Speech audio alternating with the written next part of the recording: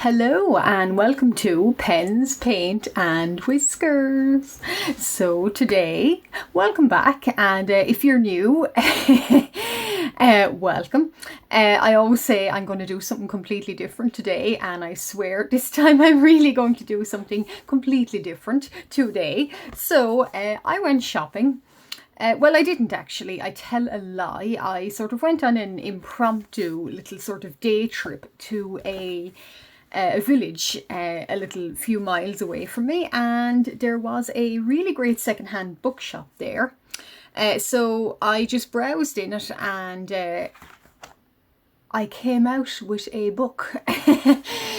Completely sort of a surprise. So I thought, I like books, and I love books, art books, and I love art, obviously. So I thought, why not make a video? I don't know if this is going to be a common feature of my channel, because I don't tend to buy books. I tend to use the library.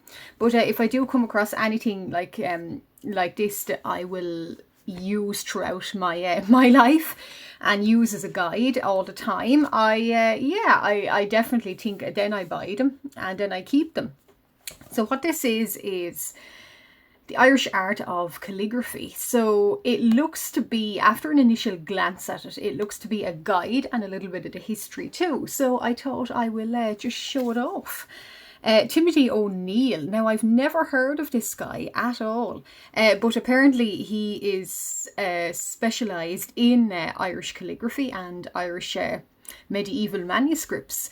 He's an artist and historian and is a modern calligrapher. And he was commissioned to make kind of pieces, even like government pieces. So that's quite interesting. And €18. So it was a little bit pricey, but I thought for what it is, and I know I'm going to keep it, and it was second hand, so why not?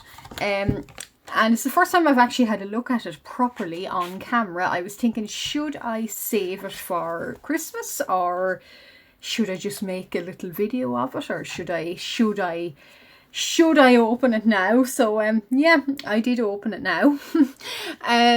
So secondhand, as I say, it was first published, it's not too old. So it was published in 2024 by the Royal Irish Academy.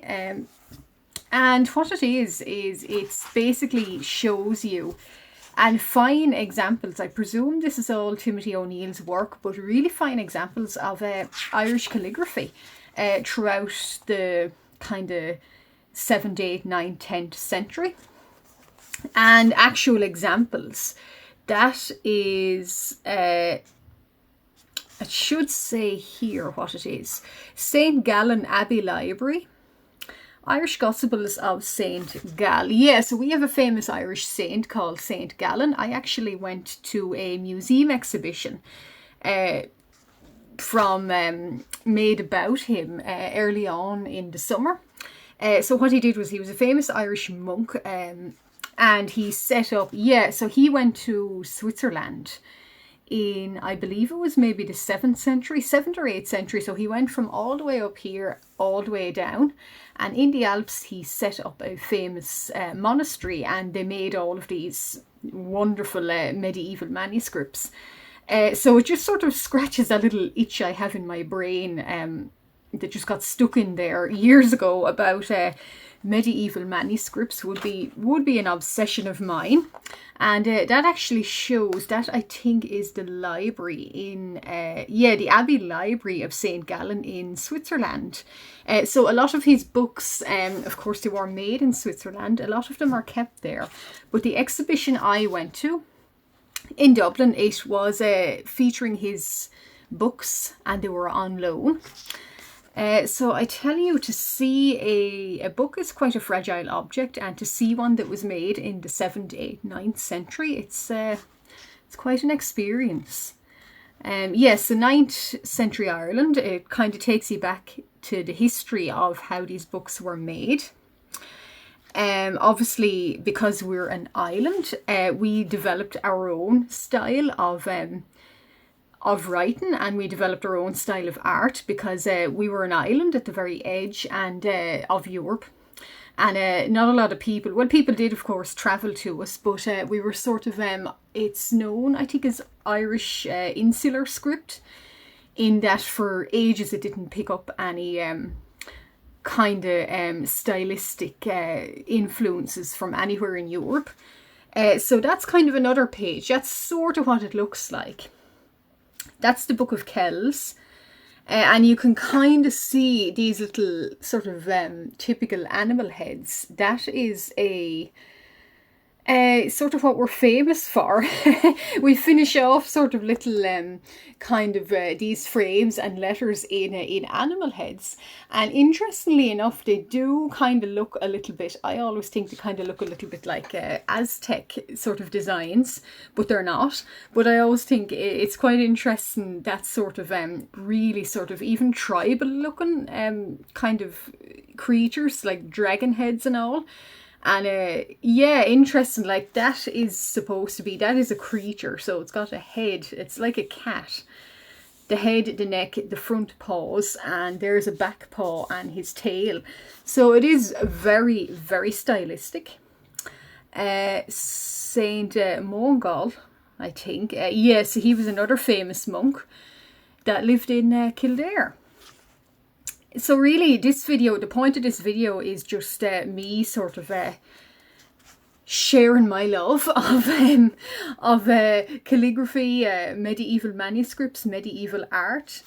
That shows here in the kind of 7th, 8th, 9th century the important monasteries that these monks made. So Kildare, Kells, of course, the Book of Kells, Nendrum, Skellig in off the Kerry coast, Iona and Lindisfarne, and then of course Switzerland. So yeah, it's interesting little book, and it tells you about the history of how the books, so how the books were made. First steps in writing. Of course, our Irish alphabet was made on ohm stones way back, so it was kind of carvings on the corners of stones. And wax tablets in around Europe. So the interesting history. So the oldest sample of Irish writing are Psalm verses incited on 6 wax tablets, discovered in a bog in County Antrim. So that is interesting. Or certainly, if you're really into books and history and the history of a certain very niche type of art, this kind of scratches that little itch. And if you'd like to try it, try any of this calligraphy. It does show you, I believe. So quills, so they used to get a goose kind of feather and have a little quill knife with them and cut it down. And ink, so Oakgall ink. That's a little sort of, I won't say a bead, but it's a little kind of, a little wasp, I think, lays an egg in an oak tree, and the tree forms it to protect itself against the wasp. And way back in the day they used this, so they'd ground it down and mix it with gum arabic to make ink. And then it takes you through how they would prepare the vellum and leather and parchment, because of course it wasn't paper they were written on, it was actually calf skin. Sometimes sheep and goat, but in Ireland it was, calf skin. When they got to the continent, I was St. Gallen. He was sort of amazed and kind of horrified, or some of his monks were a little bit horrified that they were using on the continent, monks, they were using sheep and goat. It's whatever you have sort of around you, more so. And that's another example of... in the Four Evangelists, it's a bull, so you can kind of see the wings, and it's very stylized, and it's 8 pages, 16 pages, so the leaves of them, cutting the pages. There's another example. So another example of the St. Gallen book. And if you look very closely, I find this interesting because I've seen it up close. There is a tear. I think it's a tear. Yeah, it looks like a tear, and it has been sewn. again, so interesting. And the way when they were preparing it, it obviously happened during the making of the book, because if you can see, they actually purposefully placed the writing, well, maybe not there, but they placed the writing either side of this little scar, so they had to make do, really. Vellum was, of course, took ages to prepare, so even if you did get a little tear in it, well, they just had to make do.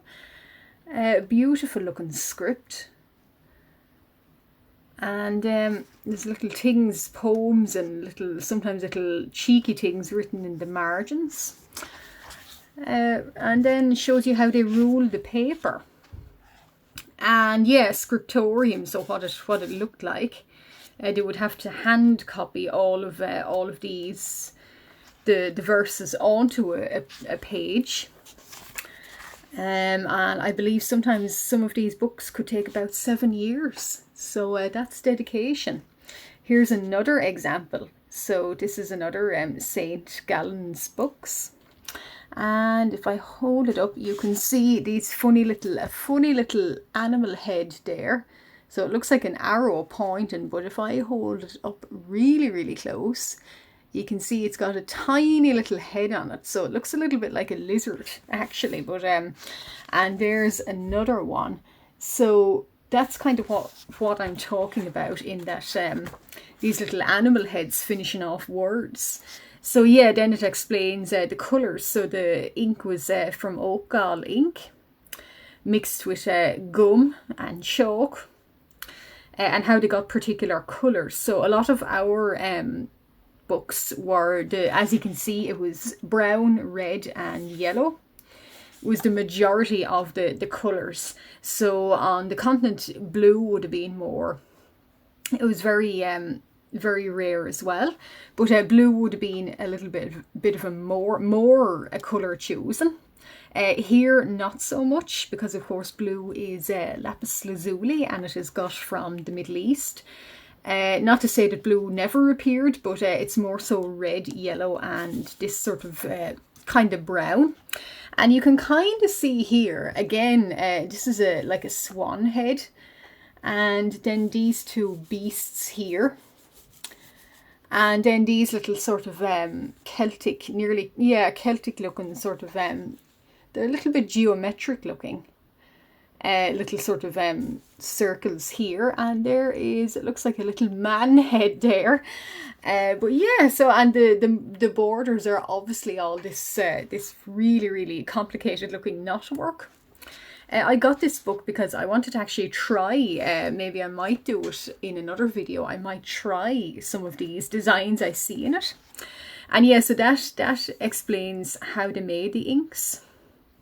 And the little, some of the monasteries used to use shells, like oyster shells, for little sort of the little pan for, like the modern day watercolour pan we would use for the inks.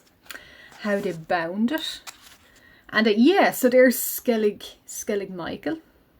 That is a little island off Kerry, and if anyone is a Star Wars fan, they will recognise said island.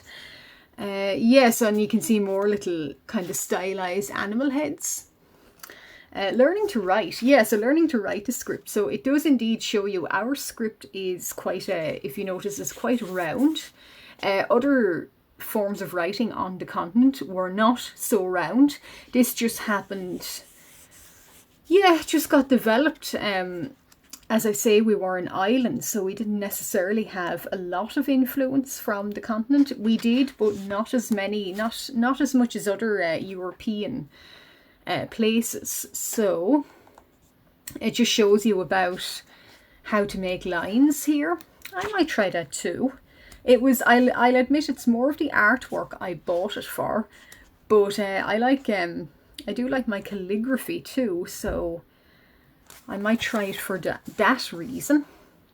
Yeah, so it shows you how to make the letter N and M and H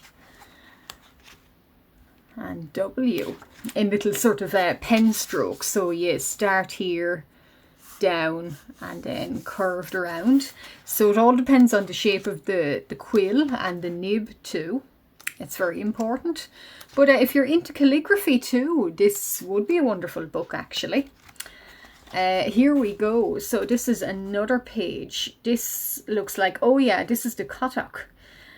Cottock is a psalter, so it's like a prayer book.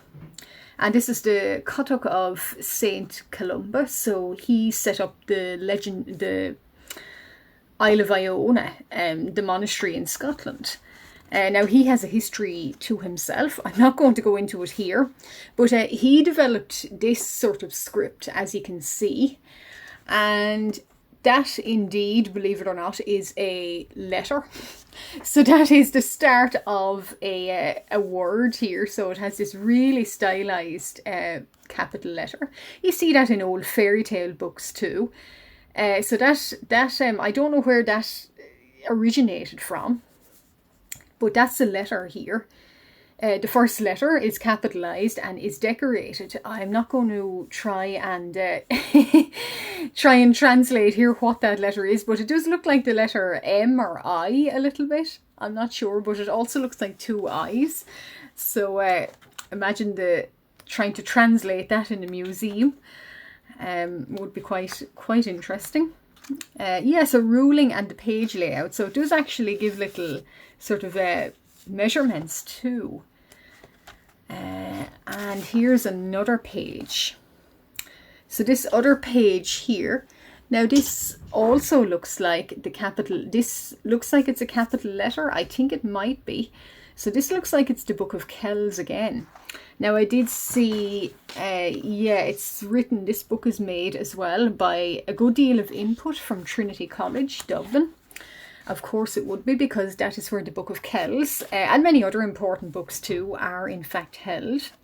So if you can see, so this letter, they went all out with their capital letters, and you can see the little sort of swirly kind of geometric designs and the knotwork. And now here we go. Here is some blue, in fact, but it's a different shade of blue. In medieval manuscripts in Europe, the blue was quite a very dark royal blue. This here is kind of a washed out sort of nearly sky blue. I'm not too sure if this is lapis lazuli. It might be. Correct me if I'm wrong. I'm not sure, but it might be. It might be just a more watered down version, so to speak. But now we're getting into these folded up creatures. So if you can see, this in fact is a little creature, or two of them. You can kind of see a little sort of bird head there and a little beast head.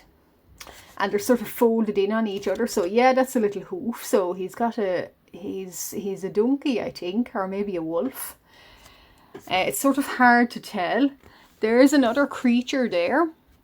So it's a swan head, I think, and he's got wings and little bird feet. And then this looks like it's an angel, so quite an interesting interpretation of an angel. And then that looks like a little, maybe a little reptile. I'm not sure. They're sort of hard to make out. The people in the old libraries, they have a wonderful talent of being able to decipher what these creatures are. But some of them are indeed open to interpretation. So yeah, and then it takes you through decorating. So we put there's little dots and colours in the margins. So yeah, so we had a habit of doing little red dots all around these letters, sort of to make them stand out. And if there's gaps like these, so in the B and the A, fill them in with colour.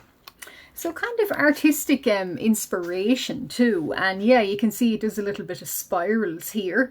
So they're very geometric. And little practice pages. There's how to do simple knotwork. That's actually kind of simple things I bought this for. Because yeah, knotwork is does confuse me. You'd want to know what you are doing. Now there's I don't believe that's the Book of Kells. I think it's called the Stowe Missal. Yeah, the secret method.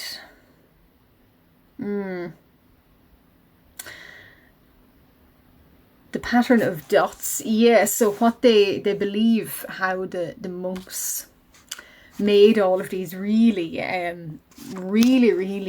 really detailed knotwork is the little layer of red dots. So sort of like join the dots. So they made it, dotted it out in red ink first, and then they filled it in. So, or they measured it out with ribbon. And a lot of them were practiced in it, so they kind of knew what they were doing anyway. But there is evidence that, they had to kind of copy it out and had to, sort of like we do in pencil before we do a pen sketch, done it very lightly in little red dots, and then went over it just to make sure there was no mistakes. You can kind of see in these little squares of knotwork, you would sort of need a guide first. And that's an interesting interpretation of an eagle, I think. But the wings are quite interesting. And there we go.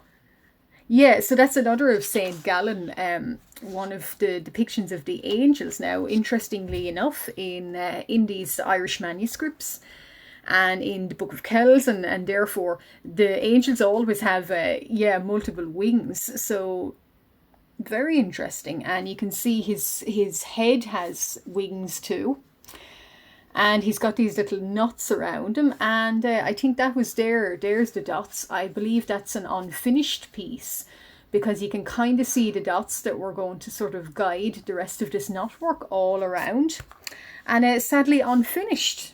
So sadly enough. And there's a little guide for the sort of these little squares and spirals. So so it's evidence that the monks did in fact do these little dots first, and they sort of joined them up. And there's another one. So I might make a video doing one of these. It would be fun. And there's now that's not a beast head, but it is a little monk head. So it's a little funny man, as I called him. That's in the Book of Durrow. So he sort of, they stylized the letter. So that's a capital letter. That's T here. So you can kind of see that it would be a T if you looked very hard. And they put a little head on the end of it there, and a little design here. So that's what I'm talking about. Now here's a really mind-blowing page. I do not know how in the 8th and 7th and 9th century, in a cold, damp cell, and probably only maybe not even a candle to light your way. I do not know how they managed this, and I do not know how they got it to look so perfect. But however, they got it to look so perfect. And like I said, mentioning the colours, the majority of our colours are yellow, red, and sometimes green. Not a lot of blue. You can see why.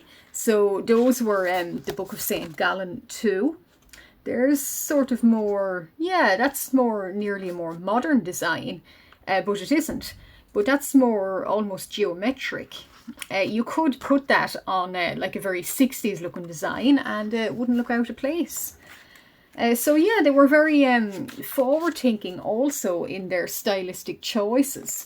So there's again a little page, I believe either the Book of Kells or St. Gallen, and more of these sort of stylized letters. Like there's the letter R, for example, and I think that might be something, although I'm not sure. And these geometric and network or knotwork designs again fill up every square inch. And there's another little beast head there. And there's another little folded sort of beast in here. I'm not sure if you can make him out well. But I might indeed try some of these in another, in another, in another video. It might be quite fun, because if you're just new here, or even if you have been watching me, I might have proclaimed it in another video, but medieval art and all kinds of medieval books and manuscripts and writing are kind of my thing. This, like I said, this scratches an itch, and I'd love to try it in the manner of an 8th century Irish monk. So yeah, it shows you how to bind books as well. So they were sewn, and they were all sort of placed on top of one another and sewn. And you ended up with a decorated cover too. And indeed, some of the covers would equally be splendid. There's the end notes if you want to kind of go further in your obsession. No, sorry, studies like I do. Yeah, very handy.